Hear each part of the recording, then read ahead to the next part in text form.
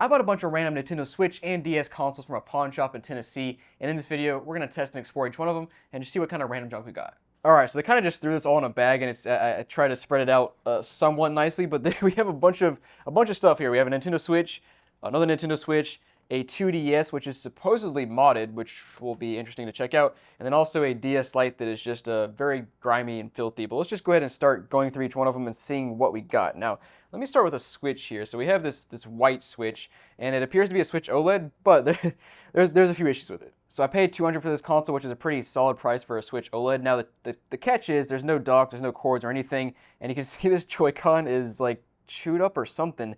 That might just be like a rubbing against the concrete, a driveway. I don't know. Other than that, it looks okay. Like the screen is fine. There's no screen protector or anything. There are a couple scratches on it, but not horrible. And flipping to the back, you can see it's $200. And I guess they got it in like a week before I bought it. You can see they got it in on 7/26. But other than that, looks okay. No SD card back here. It actually looks like it had an SD card at some point because it's got somebody's greasy fingerprint right there, which is just kind of funny. And you know, the trick with all the pawn shops is you never know if things are tested or if they work or not. I also have a pretty deep scratch up there. Now, let's see if there's a game left inside. There is not. That's tragic. Let me go ahead and go on to the next console. So we have another Nintendo Switch, and this one really caught my eye because it's a Switch OLED.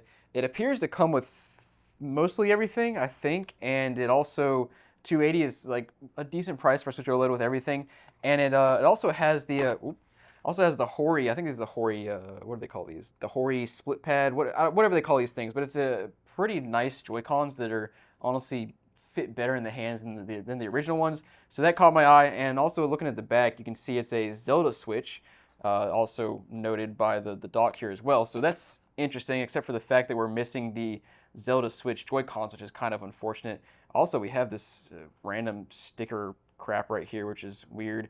Let's go ahead and check for... Yo, we have an SD card. And it's from Walmart.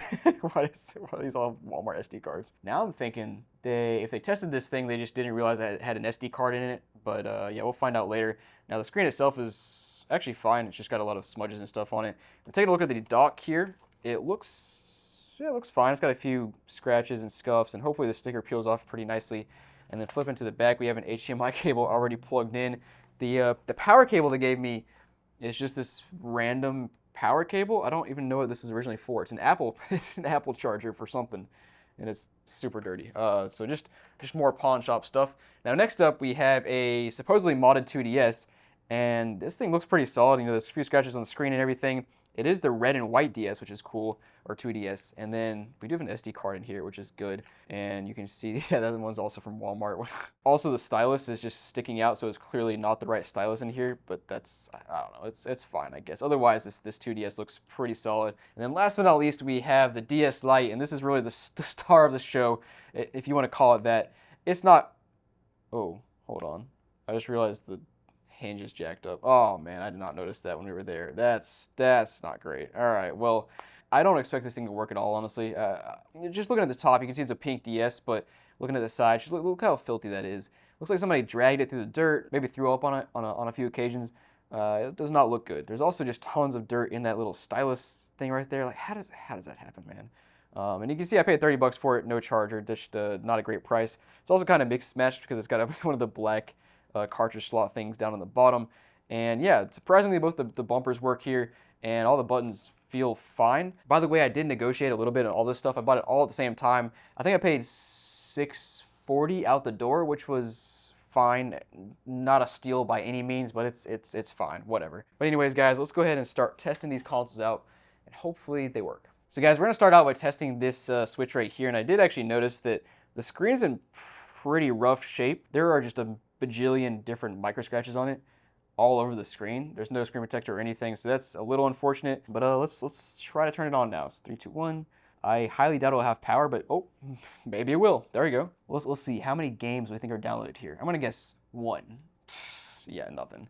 All right, so they definitely just, I guess they probably factory reset it and then test it is what I would assume. Let me just go ahead and scroll through here a bit. You can see our news. I don't know if that gives us any dates as to when this was actually tested out. No, I don't see anything there. Let me check out this profile. No, this is definitely somebody's profile. It's EasyP. That's like, oh, EasyP is Easy Pawn. That's where I bought it from, Easy Pawn, I think. Okay, so they definitely did test this out, or at least plugged it in and saw that it turns on. That's interesting. All right, well, it's good to see that they're actually turning it on. Let's go ahead and go to system settings to start with here. All right, so calibrate control sticks. You can see, we'll do the left stick first. Seems to be good according to this little tester right here. And the right stick seems to be fine as well. All right, let's go ahead and go back and let's go ahead and put a game in. Now, I just bought a game recently. I bought this from Game Exchange, which if you don't know what Game Exchange is, it's another local store that's it's kind of like GameStop, but a little bit better. They sell everything instead of just like, you know, PS4 and PS5 games or whatever. Let's go ahead and put this game in. Hopefully it works. All right, guys, game is booted up. It's running better than I thought it would because when we booted up the game, the intro screen was like literally running at like 10 FPS. Now it looks like it's probably, I don't know, 30, so it's fine. And we saw on this one that we actually have an SD card inside the slot. So let me go ahead and try to check out the storage here and see if there's something left on this console. Ooh, we have 8 screenshots. That's literally all it's saving on the micro SD card is 8 screenshots, as you can see. Let's go ahead and see if we can check that out. I guess I go to album here. Let's see. Oh yeah, we got some stuff. Okay, they were playing some Super Mario RPG here. I bet we can check out when. Ooh. 2/17/2024. Okay, so a handful of months ago they were playing this. And this one's from 1/30/2024. So at 5:31 a.m. It was up at 5:30 playing this game. I'm sure that time is probably wrong, but it's just funny to think about somebody waking up early, like, oh, before I go to school, I gotta play some Super Mario RPG at 5:30 a.m. Whatever, man. Now, as you guys have seen in this video, obviously I have way too many portable consoles, and we all know with portable consoles come way too many power bricks because, of course, we need to charge them all. But why use multiple chargers for all of these devices when one charging station can do it all? And thanks to our sponsor, Anker, there is a charging station that can do it all. So I have Anker's Prime Charging Docking Station here, and it's pretty much a perfect companion for anyone with multiple devices, whether you're using it at home in a normal desk setup, or even if you're on the go. You see, they don't call it a 14-in-1 device for no reason. It legitimately has 14 ports. So starting here on the front, we have this nifty little screen that actually shows your power output. And if I plug in this cable right here, I can charge up my Switch, and you can see that the power output ramps up.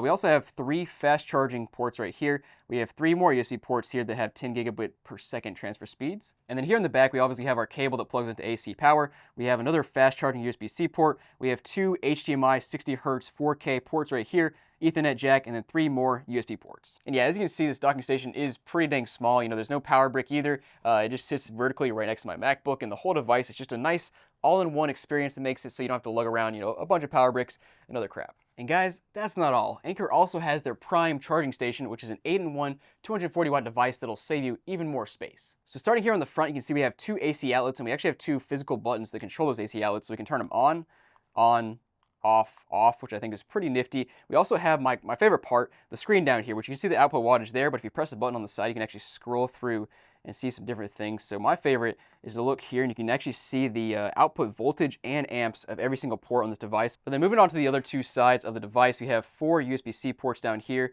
2 USB-A ports on that side. Now this device can deliver 240 watts across the USB-A and USB-C ports, and the USB-C ports support up to 140 watts each when used individually. So basically, you could charge up to 4 laptops and a couple of phones all at the same time with these 6 ports, which is pretty crazy. Now the Anker device you saw earlier is the one I usually leave at home with my desk setup. This is the one I typically take on the go with me because it's so thin. It has AC outlets, of course, and it also has plenty of USB ports for my ridiculous number of portable consoles. Now another cool feature here you'll find with this device is you can even connect it to the Anker app on your phone. So for example, I can use the app here to turn off one of the AC outlets, as you can see, and now the light is turning off. Now this device is also equipped with Anker Shield 3.0, which is Anker's safety system to monitor temperature and ensure you're safe while you're using the device. Now last but not least here, I have Anker's Prime USB-C to USB-C cable that is a game changer when you're traveling. So if you're like me, your USB cables usually just get stuffed into a backpack, and eventually those cables get turned up, twisted, whatever, and stop working. Anker's Prime USB-C cable is braided, it has high quality connectors, and is actually rated for a 300,000 bin lifespan, which is insane. Now this cable here is 3 feet long, but Anker also has a 6 foot long Prime cable, and it supports 240 watt USB-C PD ultra fast charging, which works perfectly with the 2 devices we saw earlier from Anker, and is compatible with all USB-C devices, including Apple devices. So guys, if you're looking to level up your desk setup or your on-the-go charging setup, check out these Anker products down below. I mean, why would you use multiple chargers when one charging station does it all? Let's go ahead and put that console to the side, and next up, we're gonna switch gears a little bit and go to the 2DS console. Let's go ahead and see if this bad boy boots up. When I was in the store, I tried to boot it up and it had no power, so yeah, it's still no power. So I'm hoping it actually boots up and has something on it, and we didn't we didn't just get scammed out of a 2DS that's actually not modded. But let's see. Oh, it's booted. Yo, yeah, it definitely is modded. All right, let me go ahead and scroll through here and check out what's going on with this console. All right, so to start with, we got all the standard stuff. And then you scroll a bit further, you got, of course, FBI. You got your homebrew launcher, just standard stuff that's on a modded 3DS. I'm actually not sure what this one is. It's just a flag icon. Then we got some games. So we got Super Mario Bros. 2. We got Super Mario 3D Land. We got Yoshi's New Island. Let me just scroll, and holy crap, there's a lot of stuff here. Yeah, so they got like 30 games downloaded on this thing. I'm sure they were all legally backed up from their own personal collection. But let's go ahead and just start by booting up some of these apps and seeing what happens. All right, so actually my favorite on the 2DS and 3DS is the activity log. So you can see what games they played, when they played, that sort of thing. So let's check that out first. Ooh, so it says 4/4/2011, we took 47 steps and played 12 titles. That's funny. So they played one game, got up to go to the bathroom. I guess it's 2 steps to the bathroom, 2 steps back. Played the next game, and then same thing, 2 steps there, 2 steps back. That sounds, I don't know, close enough. All right, guys, but going through here, you can actually see how much all these games were played, and really the only thing that was played for any significant amount of time was Tetris Ultimate Ubisoft Entertainment, hour and 53, and that's about it. Oh, played Bust a Move for 8 minutes. So they modded this console, put a bunch of games on it, and just never played it at all. All right, guys. Next up, we're gonna check out this camera here, see if that works. So we have an SD card in here, but there are 0 photos. So let me just go ahead and I guess we'll just test this bad boy out and see if it works. I guess. Over here looking at the camera, making sure everything's good to go, and you take a picture of me. All right, guys. Perfect. I got a picture of the cameraman. Let me go to add some graffiti. I gave him a Mario hat. Finished. Saved it for the next person that buys this console. Let me go ahead and just boot up one of these games and let's make sure they actually work. Yeah, it works. Okay, cool. So this DS is interesting. By the way, they were when they were actually trying to sell this console, they had this 2DS, modded 2DS listed with some random emulation device, selling them both for $500, and this thing's worth like 80 bucks maybe. I don't know, man. All right, let's go ahead and put that to the side. Move on. All right, guys, next up, I really want to try out this DS Lite, but I just figured out I don't have a DS Lite charger with me, so let's hope we have some charge. Maybe? Nope. So I guess I'll save this for later, and we'll do a little interstitial segment here where I basically test this back at the office and put it in the video. I hope it works. All right, guys, we have a charger here now, so let's go ahead and plug it in and just see if this thing even charges up. Okay, cool. We got a light there. Let's go ahead and I guess turn this bad boy on, and gosh, this hand gets worse every time. All right, let's see what happens here. Oh, it looks like the touchscreen actually works. I just can't see anything. So okay, so hold on. Let me see if I can get to the main menu at least. Ah, yes, we made it. All right, so the touchscreen works enough so I can kind of tap around and get it to do that at least. I do have a game over here, or game. I have a DS browser. So we're gonna go ahead and stick this in and see if it loads up. All right, game's inside. If I press up here, it should load if it's actually loading. And nope, nothing. If I press A, it selects Picto Chat. All right, so okay, I guess they never told me this was working, but they also didn't say it was broken. They just said no charger. So my assumption, I guess they sold it as no charger, meaning untested, but they didn't say untested. Dude, that's so sketch. That's such a 30 bucks is absolute ripoff for this. Take that, pawn shop. But let's go ahead and move on to our last Switch here, the one that was chewed by a dog or something. I don't know. This thing is really confusing. Let's see if it's got power, and it does. Nice. Yo, we got stuff. We got stuff here, guys. Let's go. We got YouTube. We got Fortnite. We got Disney Speedstorm, Mario Kart Live Home Circuit, Minecraft, and Subway Simulator Underground Train Ride. What is that? Dang, we hit the jackpot here. Let's go ahead and explore a bit. Oh, we got screenshots. Yes.